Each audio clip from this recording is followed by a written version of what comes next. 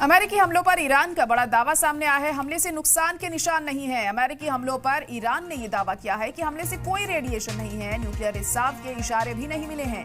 तो ईरान ने यह दावा किया है कि अमेरिकी हमलों से किसी तरह का कोई नुकसान नहीं हुआ है और इस नुकसान के कोई निशान भी नहीं मिले हैं, क्योंकि अगर न्यूक्लियर साइट्स पर अटैक हुआ है तो रेडिएशन होना भी लाजमी है, लेकिन ऐसा कोई रेडिएशन वहां पर देखने को नहीं मिला है।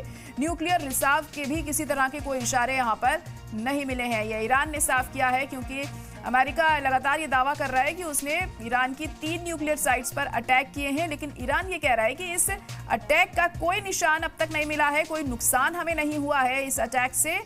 और ये भी दावा किया गया है कि अगर न्यूक्लियर साइट्स पर यह अटैक हुआ है तो रेडिएशन कोई नहीं देखने को मिल रही है, न्यूक्लियर रिसाव के कोई इशारे नहीं सामने आए हैं। इस हमले में ये ईरान ने दावा किया है कि अमेरिकी हमलों से उन्हें कोई नुकसान नहीं है। और ये कहना है ईरान का कि अमेरिकी हमला फेल हुआ है, क्योंकि इन न्यूक्लियर साइट से किसी तरह की रेडिएशन नहीं देखने को मिली है, और न्यूक्लियर साइट पर अगर अटैक होगा तो जाहिर तौर पर रेडिएशन काफी तादाद में होगी।